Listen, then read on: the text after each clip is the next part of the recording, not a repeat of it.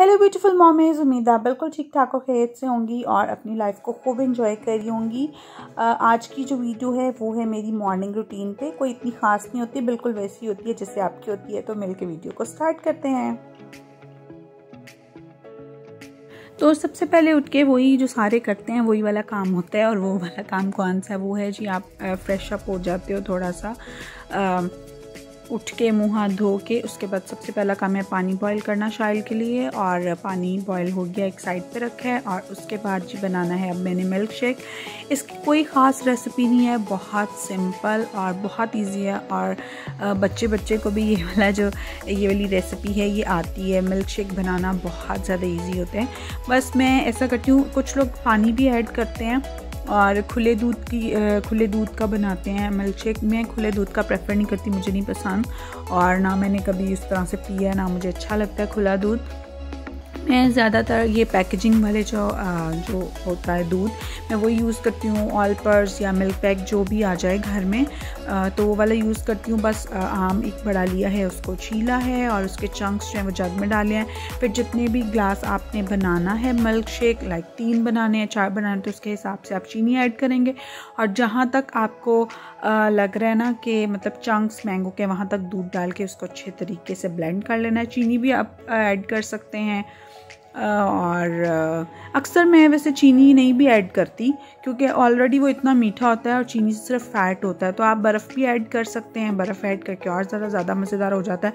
तो पहले शाइल को देना था, इसलिए आइस क्यूब्स जो हैं वो नहीं की थी ऐड, और उसके लिए डाल के दोबारा से फिर मैंने ऐड किया था। और अभी मैं अपने और शान के लिए जो है वो मिल्क शेक डाल के बस रेडी कर दिया।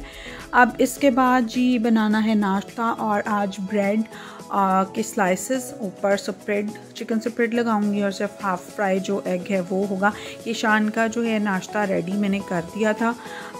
इसके बाद मैं कुछ और काम करूंगी और फिर जो है ना अपने और शाइल के लिए जो है वो मैं बनाऊंगी नाश्ता। सबसे पहला काम जो था ना उसके बाद यही था कि मैं जो मग्स थे ना वो धो के रख दूँ, क्योंकि उनके स्ट्रॉ में जब अगर वैसे आप पानी डाल के या जल्दी नहीं धोते तो ड्राई हो जाता है और फिर धोना मुश्किल होता है। तो बस यही किया है। उसके बाद जो किचन वाला काम था वो सारा ख़त्म करके मैं आई हूँ बेडरूम में। तो यहाँ पे शाइल जो है ना वो अपनी स्लेट पे कुछ ना कुछ लिखने की और बनाने की कोशिश कर रहा था। तो इस स्लेट के साथ ना छोटे छोटे 2 गैजेट्स हैं, जिसमें एक हॉर्स बना और एक फ्लावर बना है। तो उसको इस तरह से ऊपर पेस्ट करते हैं ना, जब उसके ऊपर यूँ मतलब रखते हैं तो वो बन जाता है प्रिंट सा। तो शाइल बस उसी में बिजी था। तो उसके बाद जो है ना ये वाला यहाँ से नीच करना था। ये यहाँ पे पहले सिर्फ डेकोरेशन पीसेस होते थे और अब शाइल ने यहाँ पे ये देखें अपनी छोटी सी दुकान लगाई हुई है। इतनी ज़्यादा चीज़ें यहाँ पे ना एक्स्ट्रा वो रख देता है यहाँ पे कुछ ना कुछ। तो अभी सिर्फ यहाँ पे पियानो में रखती हूँ उसके लिए। अभी ये सारी चीज़ें साफ़ करके जल्दी से मुझे जो है ना वो बेड नीट करना है।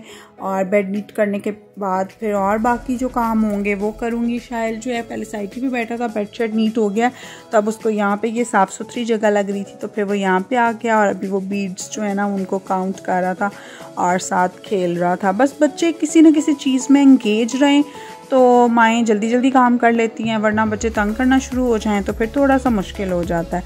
तो इसी तरह से बस सारा दिन चलता रहते हैं काम।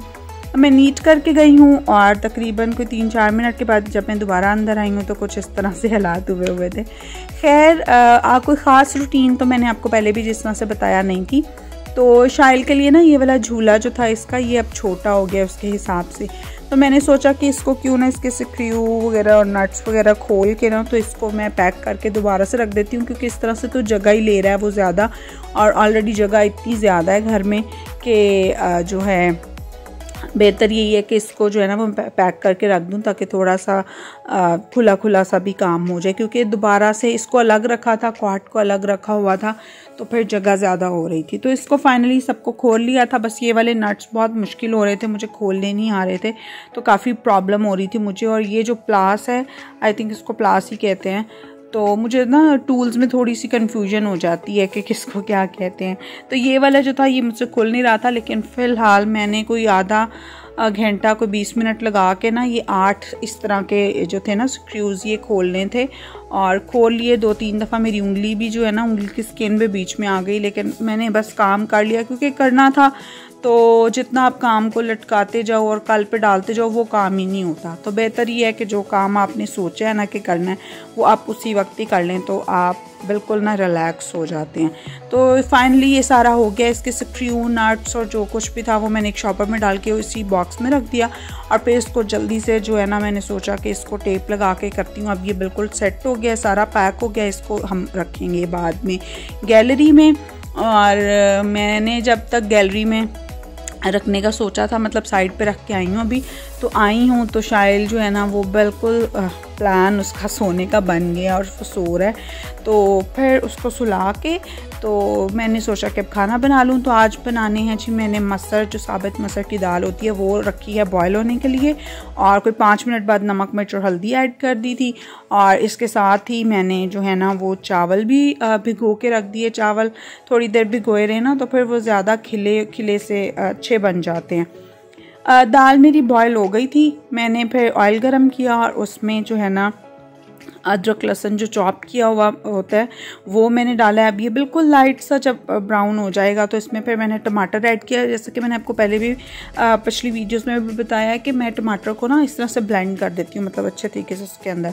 और वो सारा कुछ जो था मिक्सचर वो मैंने दाल में डाल के, उसके बाद कुछ मसाले मैंने ऐड करने थे, धनिया, ज़ीरा पाउडर और गरम मसाला, जो कि एंड पे बिल्कुल ये दाल अब ऑलमोस्ट तैयार ही है। तो ये इसके अंदर मैं डाल रही हूँ। बस इसको बाद में जो है ना वो गार्निश करेंगे धनिए के साथ तो दाल रेडी हो जाएगी। अभी बात ये है, हर काम ये है कि आटा गूंदना है। तो मैं कनाली में गूंदती हूँ। मैंने काफ़ी कोई 8-9 महीने हो गए हैं। वो जो परात होती है ना स्टील की, उससे मैं बड़ी बोर सी हो गई थी, वो मुझे अच्छी नहीं लगती थी। फिर मैंने सोचा क्या करूं, तो मैंने फिर ये कनाली ले ली। अब इसके अंदर जी हम गूंदेंगे आटा, और आटा गूंद के चावल बना के तो फिर जो है ना सारे आपके काम ख़त्म हो जाएंगे। तो मैं इसमें जो है ना आटे में एक तो नीम गर्म पानी से या उस तरह से पानी जो होता है ना उसमें गूंदती हूँ ताकि वो अच्छे तरीके से गूंदा जाए।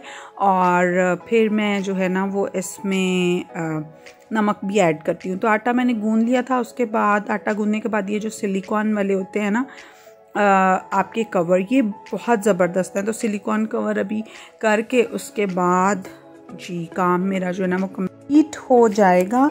और इस तरह से ये ना इस तरह से बिल्कुल सेफ़ हो जाता है आपका। अब आटा गूंदने के बाद मुझे था आज ना ये वाले जो है ना जिनमें मसाले होते हैं ये वाले मैंने सोचा कि साफ़ कर दूं क्योंकि इस पर डस्ट हो जाती है। तो ये मैं कोई 3-4 दिन के बाद या हफ्ते के बाद इसको ना ऊपर से नीट करती हूँ, साफ़ करती हूँ। तो इसको साफ़ करना था ताकि डस्ट वगैरह जो है ना वो सारी साफ़ हो जाए इन सब के ऊपर से। और क्योंकि मसाले होते हैं तो आप इसको फिर ना, ये दूसरे हैं तो इनको धो नहीं सकते। ये जो होल्डर होता है ये मैं कभी धो लेती हूँ कोई 15-10 दिन के बाद, वरना इसी तरह से अगर ज़्यादा ना हो ना तो फिर मैं इसी तरह से बस साफ़ करके इसको रख देती हूँ। तो ये भी मेरा काम हो गया है। तो आज की जो मॉर्निंग वाले काम थे अभी कोई 12:30 हो गए हैं, तो 12:30 तक के मेरे ये सारे काम ख़त्म हो गए हैं। तो आई होप कि आपको आज की वीडियो भी अच्छी लगी होगी और आप मुझे कमेंट्स में ज़रूर बताइएगा। अपना बहुत सारा ख्याल रखिएगा, दुआओं में याद रखिएगा और नेक्स्ट वीडियो तक खुदा हाफिज़।